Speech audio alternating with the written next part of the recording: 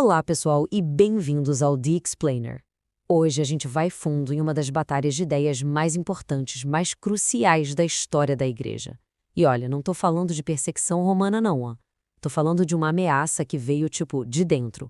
Uma filosofia que quase redefiniu o cristianismo antes mesmo dele decomar. Então, fica a pergunta, né? Qual foi a primeira grande ameaça? Aquela ameaça existencial mesmo ao cristianismo? A resposta, olha, pode te surpreender. Não foi um imperador, não foi um exército, foi um conjunto de ideias. E o nome disso? Gnosticismo. Tem gente que descreveu isso como uma verdadeira bomba atômica bem no coração da fé cristã. Beleza, vamos entrar de cabeça nisso. Antes da Igreja encarrar aquelas perseguições físicas super famosas, ela já estava travando uma guerra.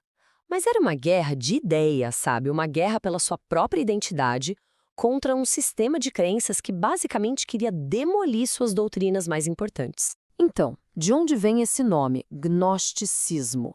Vem da palavra grega gnosis, que significa conhecimento. Simples assim. Só que, presta atenção, não era um conhecimento qualquer, para todo mundo. Para os gnósticos, a salvação vinha de um conhecimento secreto, super especial, meio elitista, que é libertar a sua alma. É bem diferente da fé que era para todo mundo que os apóstolos pregavam, né? Ok, mas que conhecimento secreto era esse, afinal? Bom, tudo se baseava numa visão de mundo que era o oposto da visão judaico-cristã. Vamos dar uma olhada nos fundamentos para entender melhor. Bem no centro do gnosticismo, a gente encontra um dualismo, radical. Pensa comigo, existe um Deus supremo, perfeito, puramente espiritual, totalmente separado de tudo que foi criado.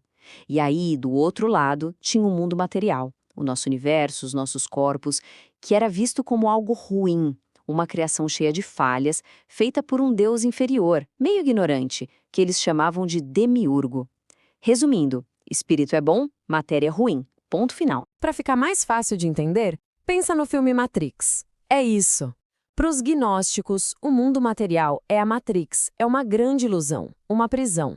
E os nossos corpos? Eles não são templos sagrados, não. São celas.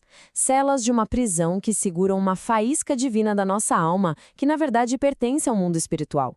O objetivo de vida? Escapar dessa prisão. E o mais maluco é que essa única ideia de que o corpo é ruim levou a dois caminhos completamente opostos na prática. Alguns viraram ascetas radicais, sabe? Castigando o corpo, negando qualquer prazer físico só para mostrar o quanto desprezavam a matéria. Já outros foram para o extremo oposto, para a libertinagem. O argumento era, se o corpo não importa, então o que eu faço com ele também não importa. Minha alma espiritual está lá intacta. Pois é, e foi essa visão sobre a matéria que criou o maior atrito, o conflito mais pregoso com o cristianismo. Como eles entendiam Jesus Cristo. Pensa bem, se a matéria é ruim, como é que um salvador divino poderia ter um corpo de carne e osso? Os gnósticos deram um jeito nisso com duas soluções principais.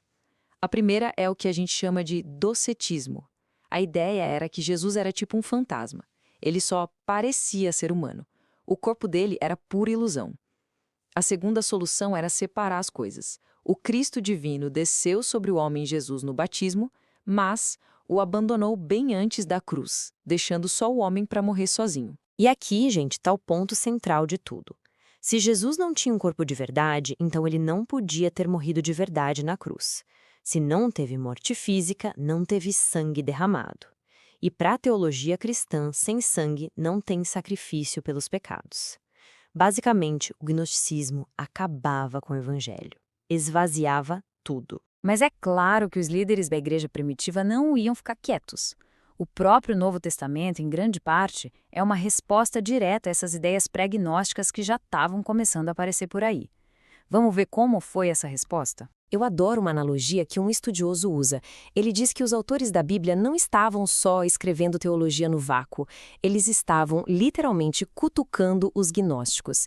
Eles escolheram palavras a dedo de forma bem específica só para derrubar essas novas doutrinas. Olha só esse exemplo de João. Ele coloca um teste ali bem claro e direto. Você confessa que Jesus Cristo veio em carne? Essa frase não tá ali por acaso não, é uma linha de batalha teológica, ou você tá desse lado ou tá do outro, contra qualquer um que negasse que Cristo era humano de verdade. E o apóstolo Paulo fez a mesma coisa em Colossenses. Ele não fala só que a plenitude de Deus habita em Cristo, ele adiciona uma palavrinha-chave: corporalmente, ou seja, num corpo físico. Isso é uma bomba teológica, projetada para acabar com essa ideia de um Cristo fantasma. E esse confronto, ele fica super claro nas palavras dos apóstolos. Olha só, os gnósticos diziam, o corpo é uma ilusão. João respondia, aquilo que as nossas mãos apalparam. Os gnósticos diziam, a ressurreição é só espiritual. Lucas citava Jesus dizendo, um espírito não tem carne nem ossos. Os gnósticos negavam a morte física, Paulo fazia questão de enfatizar, e que foi sepultado. A resposta era sempre a mesma, insistir na realidade física palpável, histórica de Jesus. Tá, mas por que essa briga de ideias tão antiga ainda importa pra gente hoje? Simples, porque as perguntas que ela levantou e as respostas que ela forçou a igreja a dar moldaram o cristianismo para sempre. Essa luta toda obrigou a igreja a definir, com uma clareza absurda, suas crenças mais importantes, a encarnação e a ressurreição física de Cristo. Ela bateu o pé e disse, a verdade de Deus não é um segredinho para uma elite, é um evangelho público que os apóstolos viram e testemunharam. E, de quebra, nos ensinou uma lição que vale para sempre. Sempre compare as novas ideias com o que as escrituras dizem. E tudo isso nos leva a uma última pergunta. Ok, tudo bem. Essa foi uma batalha teológica de 2000 anos atrás. Mas e daí? Por que isso ainda importa pra gente hoje? O que realmente estava em jogo nessa disputa toda? O que estava em jogo era, literalmente, tudo, sem exagero. Se os gnósticos tivessem vencido, o cristianismo que a gente conhece hoje simplesmente não existiria. A ideia de que o mundo material é bom, que nossos corpos têm valor, que Deus se tornou humano de verdade e que a salvação é uma oferta aberta a todos e não um clube secreto, tudo isso foi definido e defendido nessa luta contra o gnosticismo. Isso nos leva a uma última reflexão. O gnosticismo como movimento antigo pode ter desaparecido, mas o apelo dele... esse apelo nunca foi embora. A busca por uma verdade secreta que os outros não têm, um atalho espiritual, um jeito de se sentir especial.